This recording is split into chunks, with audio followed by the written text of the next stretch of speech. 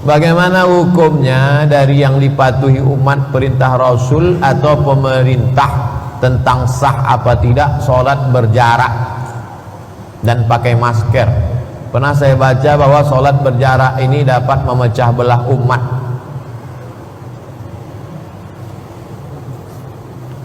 Orang yang sholat berjarak itu bukan ikut pemerintah. Jadi jangan kalau ikut ustadz sholatnya rapat, kalau ikut pemerintah sholatnya berjarak. Itu tak betul. Universitas Al-Azhar Kairo Mesir waktu bulan Ramadan kemarin membuat sholat berjarak waktu qiyamul lail malam. Tempat kami belajar, tuan-tuan guru kami, dosen-dosen kami, ustadz-ustadz kami waktu di Mesir mau menjelaskan bahwa sholat berjarak itu hukumnya sah.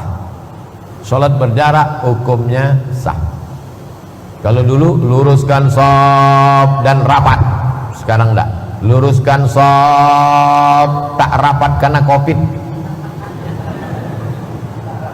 Nah, jadi Masjid Al-Azhar di Madinah, di Makkah pun begitu juga berjarak. Sholat berjarak hukumnya sah. Jadi kalau ada masjid di Pekanbaru yang membuat berjarak, sah menurut Al-Azhar, sah menurut ulama Saudi Arabia. Jangan takut. Sholat pakai masker sah atau tak sah? Sah. Dari mana dia datang? Tak sah.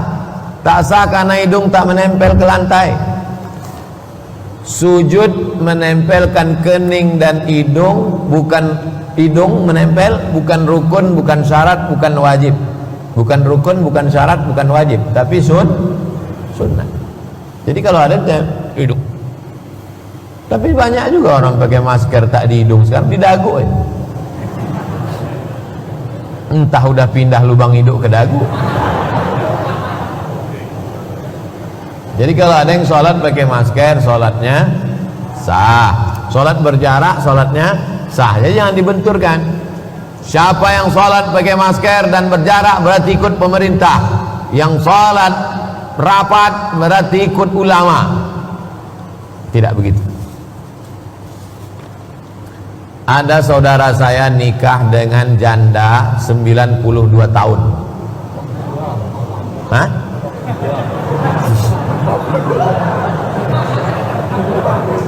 Coba tengok.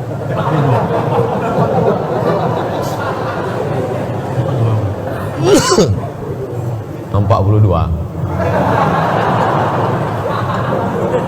Beli satu dapat 3. Buy one get 3. Maksudnya bebini dapat anak 3. Tak sesuai sama lagu. Lagunya kan beranak ampek dan nanti juga.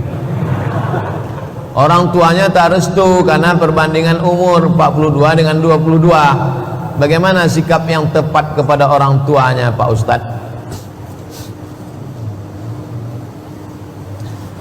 Ibu, bapak yang anakmu umur 22 mau nikah sama janda 42, ketika cinta tak bisa memilih.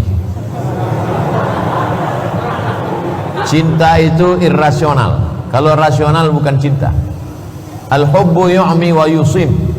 Cinta itu membuat orang buta dan tuli. Tak bisa dia mendengar lagi, tak nampaknya lagi di dunia ini kecuali janda. Hanya saja kita sebagai orang yang di luar hanya bisa memberikan pandangan. Ada 3 yang mau kusampaikan wahai kau anak muda. Yang pertama, kalau kau sekarang umur 22, janda ini 42, nanti waktu kau umur 42, ini bini kau ini udah 62. Berarti kau siap-siap berbini sekali lagi. Itu yang pertama. Yang kedua, hati ini berubah-ubah. Yusbihu mu'minan wa yumsi kafiran. Paginya beriman, orang petangnya bisa jadi kafir. Sedangkan kepada Allah aja hati bisa berubah, apalagi kepada bagaimana kalau tiba-tiba nanti hatimu berubah? Siap enggak? Yang ketiga, ibumu yang melarang ini bukan niat dia tak baik, bukan dia menyuruh kau berzina, tapi menyuruh kau berpikir. Oleh sebab itu istiqarah dulu, berpikir. Kalau sudah pikir-pikir tetap juga dia mau menerima, maka orang tua mau tak mau, suka tak suka, dia mesti menyetujui. Karena yang tidak boleh itu kalau anak itu melakukan perbuatan yang dilarang Allah SWT. Dia mau menikah dengan orang yang tak seakidah, wajib orang tua melarang. Karena tidak dibenarkan menikah beda agama.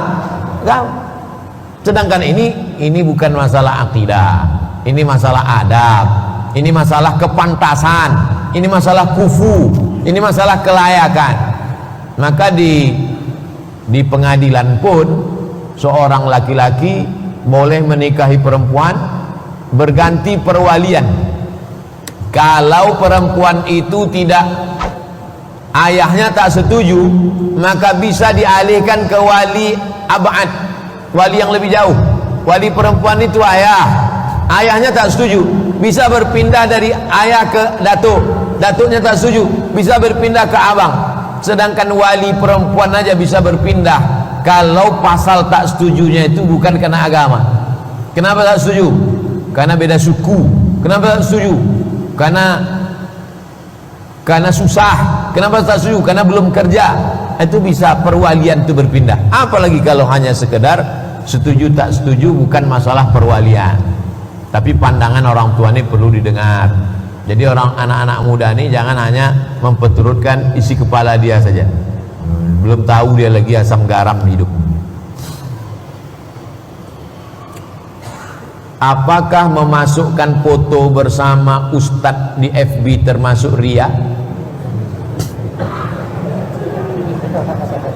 Berfoto dia, habis itu diuploadnya ke FB. Tujuannya supaya yang lain mau mengikuti tausiah. Yang dua, jangan dibilang hanya men-share jadwal tausiah aja, tapi tak mengikuti tausiah. Beda antara syiar dengan riya.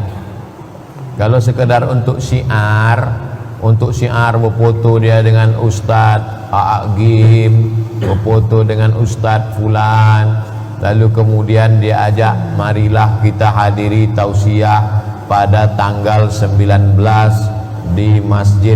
Nah, itu syiar tuh. Hilang pula iklan tadi. Buat update, ikutilah kajian subuh di Masjid Hijratus Sabirin, Jalan Bata nomor 28, Simpang BPG, Sabtu 19 September 2020, kajian subuh. Nah, cukup itu aja, yang lain-lain. Bagi Anda yang ingin kontak person, hubungi saya. Apa belanja? Untuk syiar, untuk iklan boleh. Gimana caranya agar mudah berjumpa jodoh? Jumpai Ustadz Al-Nob. Ustadz Al-Nob ini banyak stoknya. Ustadz Al-Nob ketua yayasan Yayasan Tabung Wakaf Umat. Nanti dikasihnya ada semua, umur, status ada semua. Ustadz Al-Nob tentu isi ini dulu kan.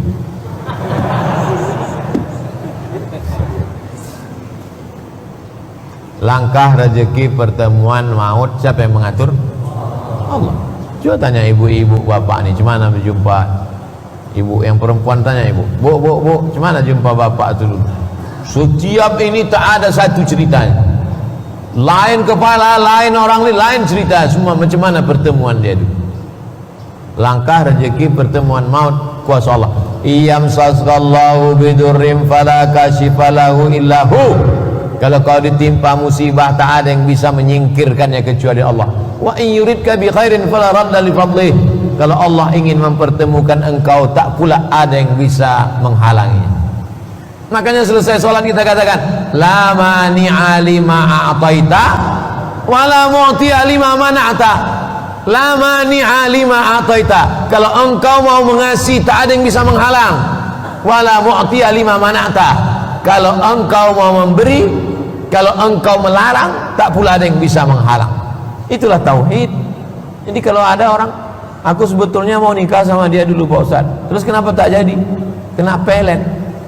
Tauhidnya tak betul. La mani'a lima a'taita.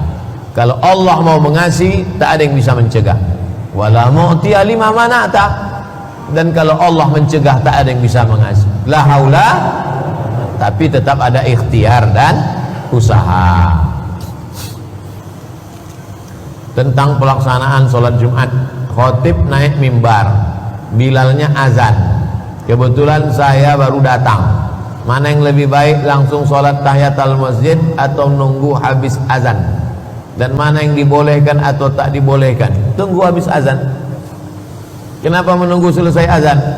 Siapa yang menyambut seruan azan kecuali pada lafaz hayya 'alas shalah, hayya 'alal falah, dijawab la haula wala quwata illa billah, ditutup dengan doa wasilah Allahumma rabb hadhihi da'wati tammati was salatil qa'imah ati sayyidina Muhammadan al wasilata wal fadilah wasyarafa wad darajatal 'aliyatar rafi'ah wa ba'athallahumma maqaman mahmudan alladhi wa'adta innaka la tukhliful mi'ad halat lahu syafa'ati yaumal qiyamah, maka dia mendapatkan syafaatku pada hari kiamat. Tegak, tunggu selesai azan. Kenapa kau tunggu selesai azan? Kenapa tak lanjut tahiyatul masjid? Aku mau mendapatkan syafaat. Kenapa tak langsung duduk aja? Karena Nabi pernah khutbah, lalu kemudian ketika Nabi sedang khutbah ada seorang jamaah duduk, kata Nabi, qum fasalli, tegak, salat 2 rakaat. Itu dalil boleh melaksanakan salat 2 rakaat walaupun khatib sudah berdiri khutbah. Tapi sadar diri, tahu diuntung lah, udah terlambat, khatib udah naik, bacalah ayat pendek, rakaat pertama inna ataina, rakaat kedua kulhu.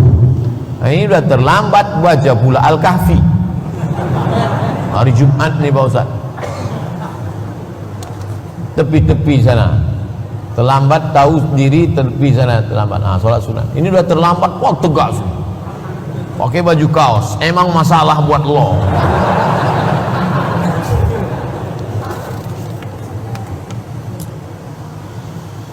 Maaf Pak Ustadz, pertanyaan di luar tema.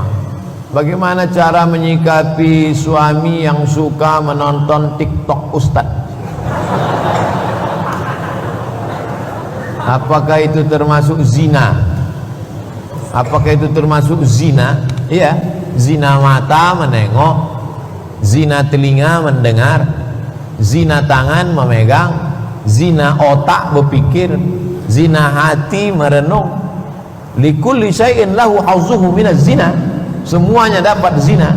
Zina mata, zina telinga, zina otak.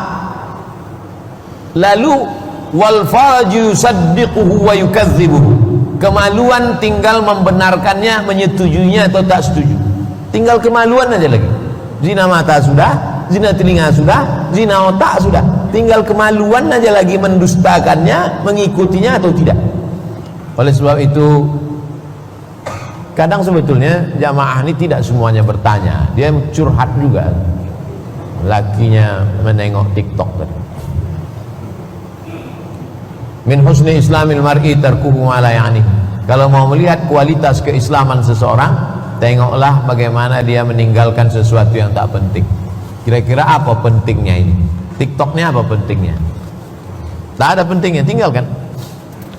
Da'ma yaribuka ila ma la yaribuka. Tinggalkan sesuatu yang meragukanmu kepada sesuatu yang tak meragukan.